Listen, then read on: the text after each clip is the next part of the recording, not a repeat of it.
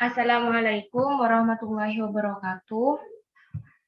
Kami dari kelompok 5 akan mempresentasikan tentang perspektif Islam terhadap isu-isu kontemporer. Saya Kurniawati Oktavia dengan NIM 210321110077 sebagai moderator akan memperkenalkan anggota dari kelompok 5. Kepada anggota kelompok 5 dipersilahkan untuk memperkenalkan diri. Saya Karismaning Ayu Putri Pandani dengan NIM 2103221000101. Saya Ainur Rohima dengan NIM 210321100034. Saya Laila Tudila Fitri dengan nomor NIM 2103211000030. Saya Yaya Shirley Amria, nomor NIM 2103211000163. Saya Elvina Damayanti Pohan dengan NIM 2103211000114. Saya Anjani Fidaroini dengan NIM 2103221100053. Baik, terima kasih. Di sini saya sebagai moderator akan menjelaskan sedikit tentang materi perspektif Islam terhadap isu-isu kontemporer. Dalam upaya dan ikhtiar merumuskan pemikiran dan solusi alternatif atas berbagai persoalan yang dihadapi dunia muslim dewasa ini, telah memunculkan berbagai aliran pemikiran keagamaan Islam seperti aliran konservatif, aliran liberal, aliran moderat, dan lain-lain. Salah satu tren pemikiran yang muncul di era kontemporer sekarang ini adalah the progressive ijtihadis atau liberal or rasional. Dan penjelasan selanjutnya akan dijelaskan oleh pemateri selanjutnya. Baik, makna hijrah, jihad, dan radikalisme. Hijrah berasal dari bahasa Arab hijrah yang artinya pindah, menjauhi, atau menghindari. Kerasnya sesuatu berarti tengah hari di waktu panas sangat menyengat keras.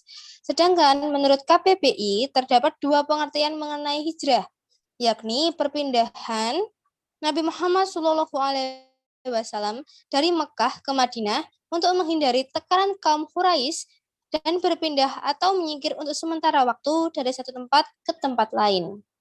Kemudian jihad. Kata jihad berasal dari kata jahada atau jahdun. Berarti usaha atau juhdun, yang berarti kekuatan. Secara bahasa, asal makna jihad adalah mengeluarkan segala kesungguhan, kekuatan, dan kesanggupan pada jalan yang diyakini, diiktikadkan bahwa jalan itulah yang benar. Baik, terima kasih. Di sini saya akan menjelaskan makna dari radikalisme. Radikalisme adalah suatu paham yang dibuat oleh sekelompok orang yang menginginkan perubahan atau pembaharuan sosial dan politik secara drastis dengan menggunakan cara-cara kekerasan. Jika dipandang dari sudut keagamaan, radikalisme dapat diartikan sebagai fanatisme yang sangat tinggi terhadap agama yang berakibat terhadap sikap penganutnya yang menggunakan kekerasan dalam mengajak orang lain yang berbeda paham untuk sejalan dengan paham yang dianut mereka. Baik, di sini saya akan menjelaskan tentang latar belakang, bentuk, dan dampak radikalisme agama. Dari perspektif bahasa, sebenarnya radikal berbeda dengan teroris, sebab radikal adalah proses secara sungguh-sungguh untuk melatih keberhasilan atau cita-cita yang dilakukan dengan cara-cara yang positif. Sementara itu, terorisme berasal dari kata teror yang bermakna menakut-nakuti pihak lain. Seiring dengan waktu, akhirnya antara radikal dan teror menjadi satu makna, yaitu radikal merupakan embrio dan gerakan teror. Jika memiliki pola pikir radikal, maka berpeluang besar untuk melahirkan aksi teror. Banyak peristiwa di Indonesia di mana terorisme dan radikal menjadi satu, sehingga masyarakat umum tidak usah repot-repot membedakan antara radikalisme dan terorisme. Bentuk-bentuk radikalisme. Bentuk-bentuk radikalisme umat beragama ada beberapa jenis, yaitu aksi teror, bom bunuh diri, saling menyerang, aksi kekerasan, intimidasi, perlawanan terhadap pemerintahannya, dan lain-lain. Aksi radikalisme umat beragama yang terjadi belum lama ini diantaranya timbulnya aksi kekerasan seperti tragedi di Black Tuesday World Trade Center pada 11 September 2001 di Amerika Serikat, tragedi bom di Legian, Bali, dan pengeboman Hotel JW Marriott di Jakarta yang mengakibatkan ratusan nyawa melayang sebagai akibat dari aksi terorisme tersebut. Dampak radikalisme agama. Radikalisme umat beragama mengakibatkan terjadinya teror, kekerasan dari peperangan. Dari sisi psikis, radikalisme agama menimbulkan keresahan dan ketakutan pada masyarakat, dan kurang adanya sikap saling percaya antara rakyat dan penguasa. Dalam sektor pariwisata, radikalisme menyebabkan penurunan jumlah wisatawan yang akan mempengaruhi terhadap perekonomian suatu negara. Selanjutnya yaitu strategi penanggulangan radikalisme umat beragama. Yang pertama, peran pemerintah. A. Dengan pembinaan kerukunan antar umat. B. Sebagai fasilitator yang memfasilitasi berbagai kegiatan atau aktivitas antar pemuka agama, antar umat beragama, dan pemuka agama dengan pemerintah. Yang C. Pemerintah memberikan bantuan dana. D. Pemerintah selalu intensif mengadakan seminar-seminar, workshop, sarasehan, dan temu karya ilmiah di antara umat beragama. Yang kedua, yaitu peran organisasi sosial masyarakat sebagai penghubung antar satu kelompok umat dengan kelompok umat yang lain dalam hal menjaga kerukunan antar masyarakat beragama. 3. Peran pemuka agama. Sebagai tokoh sentral dalam menjaga kerukunan, melanjutkan aspirasi tersebut dalam dialog antar umat beragama yang difasilitasi oleh pemerintah, yang kemudian hasil dari dialog antar umat beragama tersebut diteruskan kepada umatnya sehingga dapat menanggulangi radikalisme. 4. Peran media dan teknologi. Melalui pemanfaatan yang tepat, peran media dan teknologi informasi kiranya dapat digunakan untuk mengembangkan toleransi kehidupan umat beragama dan mendinginkan suasana, menyampaikan informasi yang aktual dan relevan, serta mencegah tindakan radikalisme.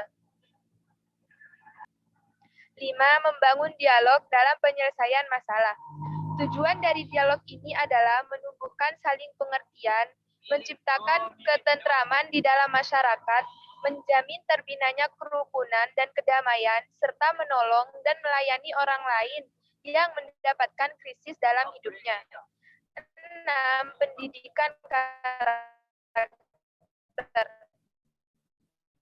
Kesusilaan, budi pekerti, cinta tanah, saling mengasihi merupakan nilai-nilai budaya luhur yang dapat diwariskan dan ditanamkan pada generasi muda sebagai bentuk pendidikan karakter dalam mencegah radikalisme masuk dan berkembang pada generasi muda. 7. Penguatan konsep 4 pilar kebangsaan.